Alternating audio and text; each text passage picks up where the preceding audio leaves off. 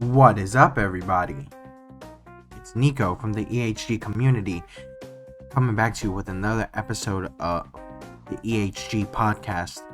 We're gonna go ahead and start a new topic today. As of today, I'm gonna be talking a little bit more on things in regards to, how do I say this, like content creation. And this goes for like things like for YouTubers, Twitch streamers, Facebook streamers, stuff like that. Now, here's my thing. I have been doing this for almost a couple of years now. And even now, just being at 500 or almost close to 500 subscribers, it's a pretty damn good blessing. It's a blessing to me. I feel like, there are some people that support me. There are some people that don't. There's some people that don't like my channel. There's some people that do like my channel. Now, with that happening, I started from YouTube, moving into Twitch, and then kept on doing both at the moment. And especially that's what I'm doing right now. I was doing Facebook for a certain amount of time, and it didn't work. With that, I got to a point where, I was using things like Restream, and with using Restream, I was able to stream on Twitch and YouTube at the same time. So that's a major thing for me.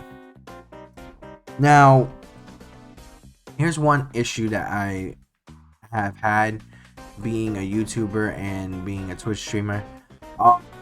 It was really mostly of the support system that stated that they wanted to support me. I had a falling out with a best friend, which we are no longer friends anymore. And I had like people that said they would support me, and then they would go away, and then they would not do anything. They would not support me in return, but I would support like their content creation in any type of way. So it was just like on the support level. But there were absolutely amazing people that supported me left and right. So that's what I was happy about. Now, when it came to things like content creation, it started getting more difficult based on what people were making as content, what people were doing as content, what people were allowing as content, and it just also got really bad because based on the algorithms. And stuff like that is ridiculous.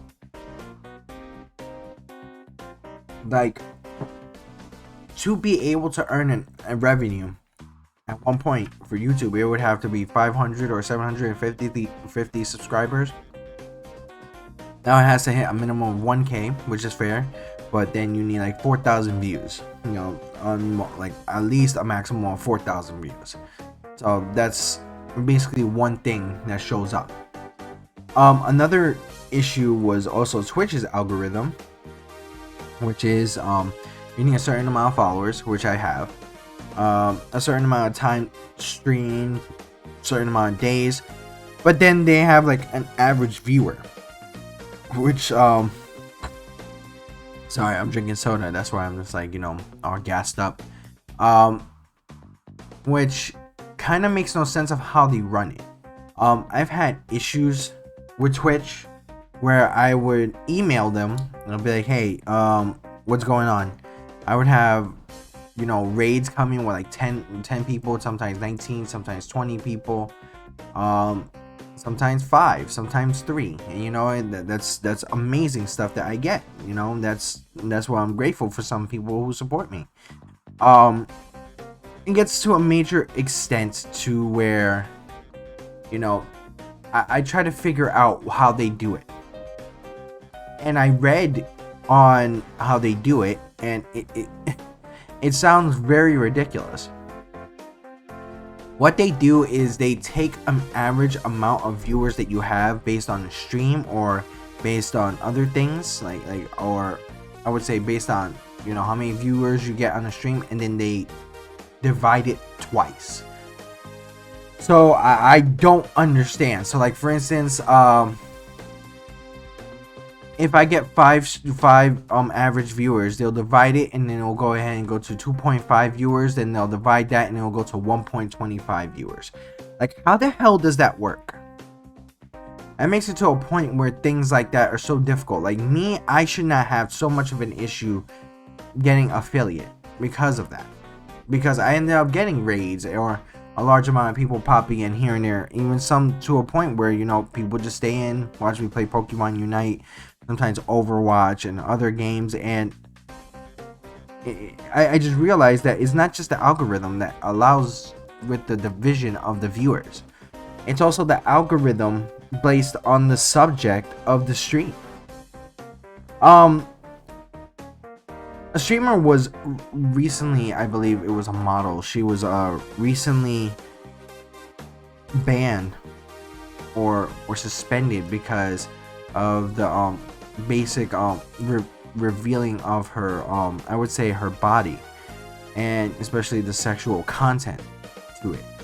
And with that, they still kept her around because of the views that she was bringing in. You know, people have done things like like hot tub streams or like jacuzzi streams, which are an absolute freaking waste of time. I see people who are streaming where they're doing artwork. I see people who are chatting with viewers. I'm like, why? Like, why? Chat with viewers and play a game or do something else, or try to review a video from YouTube or something like that. Like show us what type of skills you have. Just speaking with people gets to a point that it's like it gets massively ridiculous. Like I see like some people from Just Chat, some people are just doing like a podcast. If you're doing like a podcast, then yeah, fine. Some people are doing like a fake dating show and stuff like that, and then that's fine. But it gets to a point where it's like it's massively ridiculous. It's just people that, like, you know, people get famous off of like things like spreading on TikTok and spreading on Twitter. And what a major point of that is, like, you know what, if you're not able to go ahead and stream or do anything like play games or do artwork of any type or any type of creativity, you're just gonna sit there and chat. I don't want to see you just chat. It's just weird, and I just find it more disappointing that some fans actually allow that. The jacuzzi streams, what type of creativity does that bring? It brings nothing of creativity because it's just a waste of massive time. I don't care if you're in a jacuzzi. I want a jacuzzi. No, I don't care. Excuse me. Soda. Like, I don't care if you're sitting in your chair. No. Even some people get to a point where it's like, oh, you know, I'm gonna play Fall Guys, or I'm gonna play this or that, or RPG, or just like play like a mobile game. Like, come on, do something like that. Or some people get to a point where they're doing arts and crafts. Or some people do like things like in regards to artwork. And I get flabbergasted because of the fact that some people defend that. Like they defend the jacuzzi. It's like, oh, they're getting their views. There's nothing really to be really to hate on them. It's not hating. It's the fact of that people are allowing that to be creativity, because creativity takes time.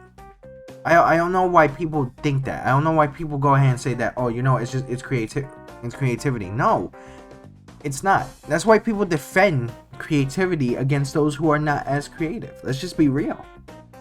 When it comes to, like, you know, music creation, movie creation, video game design, like certain things, like, you know, in regards to like podcasts. Like, if I'm doing a wrong thing on podcast and they tell me, hey, you know, you gotta provide something a little bit more with this podcast, and from a guy who's been doing podcasts for almost 10 years, probably 15 years, then yeah, I'm doing something wrong. Obviously, it makes sense. I'm not gonna go ahead and be like, oh, you know, this is just a guy who's just jealous. No, if it's critiquing. A lot of people just don't like critique. You have to take critique. Some people don't like my videos. All right, no problem. You don't like my videos? What don't you like about it? Let me know why I could do better. You know, stuff like that. But it goes to a point where I kind of see certain things like where, like, certain critique makes no sense. There is bad critique. Like, there is really bad critique, and I don't understand why people say there isn't bad critique for like Twitch streamers and YouTubers. It's like there's no bad critique. There's only advice. I'm like, yeah, there is bad critique. It's mostly every gamer critiquing on the game. It's bad critique. Like the whole complaint of Spider-Man when it first came out, Spider-Man for the PS4, about the puddles, about the shading. Critique on certain things in regards to, Pokemon Sword and Shield for, trees. Like is this really critique? Like, if somebody says, oh, it looks bad or it's bad, all right, what looks bad about it? What is bad about it? And they just say, oh no, it just looks bad. Then no, that's not good critique. That's not good critique. That's what people need to understand. But going back to the actual Twitch streamers that do like jacuzzi stuff and stuff like that, it's like, why? Like, what's the point of this? Like, what is the point of you, going into a hot tub? I don't care. Like, some people don't care. Like, some people just go up there and just want to just talk. Some of them go up there for the female streamers because of the fact that, they want to go ahead and be a little bit thirsty or be, freaking, like, they want to grab their attention somehow. It gets ridiculous. And it's funny how, like, some of the girls that do stuff like that get attention by showing a lot of chest, showing a lot of stomach, like wearing like provocative things, get more views than actual women who actually play a game or do artwork or sing music live. Because it just boggles my mind. I know a bunch of girls from, like, from my college and from my high school that were absolutely amazing artists, amazing gamers. Even some girls that I know that were esports capable. I think I knew someone who was like a top player for I believe League of Legends, for a top player for League of Legends in Florida. And it got to a point where it was like, yo, like she knew what she was doing. She played as a ranked player. Some girls know how to play Call of Duty. Some girls know how to play like Overwatch amazingly, and it shows on that.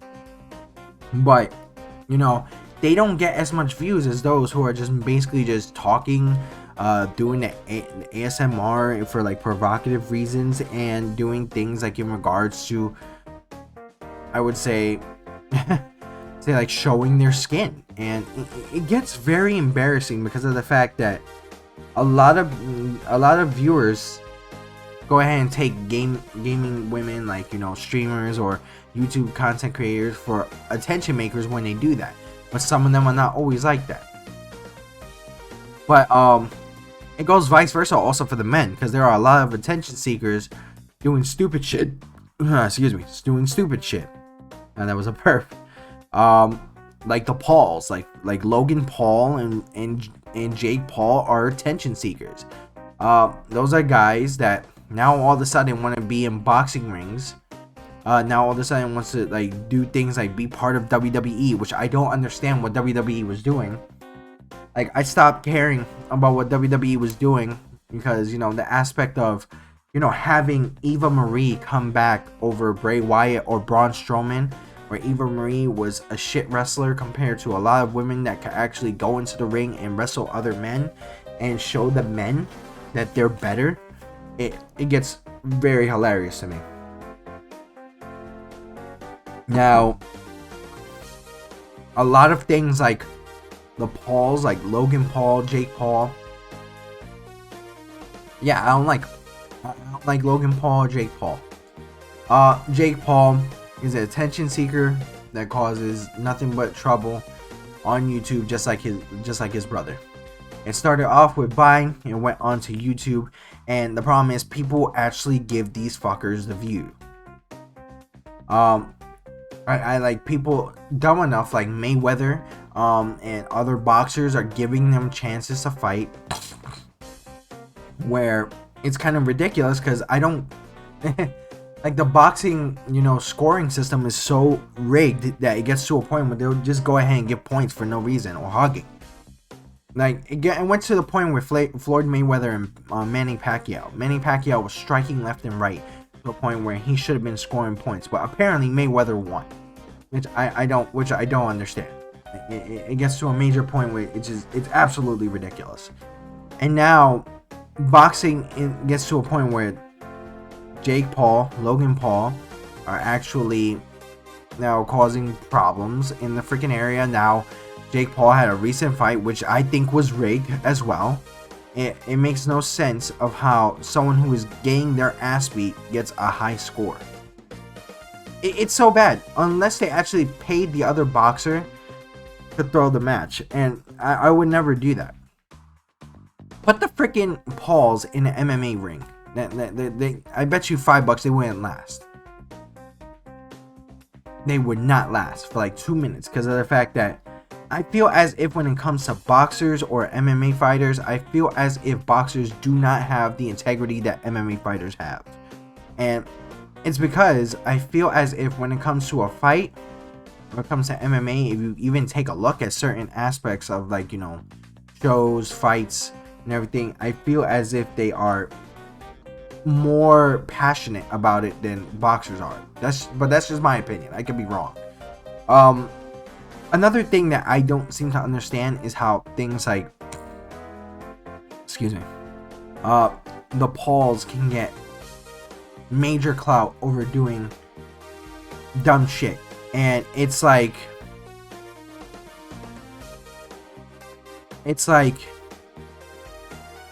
this is a guy, Logan Paul, who went into the suicide forest, filmed the dead body, puts a apology video, which I thought was a great gesture, until we find out it's monetized. So you're getting paid to say you're sorry, which is fucking hilarious and stupid, hilariously stupid. It's like why? If you really cared, you wouldn't have monetized it from the fucking beginning. Jake Paul was a guy who caused a lot of trouble with his dumbass brother, and did things like, you know, hold like a bunch of weapons in his house where they actually arrested him, and somehow he got out. I don't know how in the hell that happens. You do that in a certain area, you'll probably have like a couple of years in jail. Why the fuck did he not get the couple of years in jail? Why? Because he's a big internet star? I think a lot of people, like especially the justice system, actually should look past that. It's just as embarrassing as, like, you know, like clout chasers like fucking Tekashi 6ix9ine, which he was a absolute fucking pain in the ass and just a waste of space and waste of breath and a waste of freaking life. A guy who goes from rapping to a point where it's like, you know, now you're causing trouble on Instagram. You have people following you around because of the fact that, you know, people want to whip your ass now, or people want to confront you. But then you get confronted and then you start shivering in your fucking boots. That was Tekashi 6ix9ine. And Jake Paul, Logan Paul, those type of guys just go ahead and do all the dumbest stuff, causing issues in the streets, confronting people for no reason. And then they have the groups of fucking idiot friends that literally allow them to do that. And then with that, they have freaking like loads of cars, a mansion. Like, why do people like that have content like that? Why do people like that make money off of stupid shit? It just bothers me because of the fact that it's also not their fault. It's also the viewers that give them the views. Like, what is so important about that actually makes it such great content to people? I think people just need to, in my opinion, kind of have a dose of reality and need to understand that that's not how it should properly be done. I think it's absolutely embarrassing as a content creator. I think it's absolutely horrendous. And if somebody tries to tell me like, oh, you know what, maybe you should do this, like, oh, like what they do, hell no, that's not gonna happen. I will do content creation in the way that I choose to do content creation. Like it or not, you don't have to like it, but there will be people who do. And as I said, it's an embarrassing aspect that people just go ahead and literally, like, you know, allow these people to be famous. And what's very, very weird is that because of the major issues that go on within those areas, people allow, you know, them to be famous, and they take advantage of the freaking clout or even the people that support them, or even the freaking fame that they get. Let's be real. Let's be absolutely real. It's been happening to some of the Viners. It's been happening to some of the YouTubers. And you know, it gets very funny to me. Like, for instance, I can't believe I'm even mentioning this. The Gabby Hanna situation from Vine, and and I forgot the Curtis Laporte issue. And these are people that make 7-second videos on Vine. They ended up making a revenue for themselves, and they used to get famous over 7-second videos. But then they took advantage of it, and now Gabby Hanna is being exposed for some of the shit that she said, some of the stuff that she caused. Curtis Laporte has been exposed for, you know, sexually harassing or RAPE. And with that, it goes to a point where it's like you really had everything in your hand. You had the fame, you had the support system, you had people who were supporting you left and right in your content, and you throw it away. It's absolutely embarrassing, where people who are working their ass off, trying to do stuff to make a living for themselves and do something that they like to do, and people throw it away. Like I don't understand also why people take that literally to a point where they take a massive advantage of it. It's just embarrassing. That's why I'm glad that things like Vine was shut down. But now there are things like TikTok stars. Like, what? First of all, I didn't even consider the Viners or TikTokers like anywhere of stars. I don't consider them stars. I think when it comes to being a star, you have to do a lot, or you have to provide something that almost, like, I would say, is more impactful. I don't think TikToks or Vines are as impactful, because of the fact that now a lot of Viners either moved to YouTube or literally got to a point where they faded into obscurity, and it's sad. Now it gets to a point where it's like it's so ridiculous, and it sometimes, as a content creator, it's like embarrassing to be a content creator, because of the fact that that's what it takes to be, you know, to get views or to get people to subscribe to you. And I don't go to that plethora. I would stay with, you know, being who I am, being an absolute honest person. Sometimes I will call people out for their toxicity in a game. Yeah, damn straight I will. Sometimes I can be toxic. Definitely I can be toxic. And I will continue doing things like podcasts for gaming, walkthroughs for gaming, talks about gaming subjects, sometimes the media, music, and that's what I will be doing. I'm not going to be changing, or I'm not going to be doing things like, for instance, like breaking into someone's house for fun and then say, you know, it's a joke, dude, it's a joke. Or I'm not going to do things like Lance, that guy from Vine, Lance, like standing in front of the street, blowing the horn, causing problems, you know, causing issues in the store, and making his fucking grandmother's life of living hell with all these jokes. And he gets money off of that. He earns money off of that. I will never be learned or cared for on that point. If people have to like me for that, then those are people that don't need to see my channel, or I don't need their support, because I would rather be, you know, a person who goes ahead and gets views or gets any type of subscribers based on what I like to do. That's what I prefer. But definitely go ahead and, you know, comment at the bottom. Let me know what you guys feel about it. I want to know how you guys feel about this whole entire topic. But thank you very much. Definitely subscribe to the EHG community. Definitely turn on your notifications when we get new streams and new videos set out. Definitely join us on our Facebook group, our Discord channel, and make sure to go ahead and check out our merchandise. And remember to follow the Liking Horde on Twitter. On the next episode, I will actually be talking about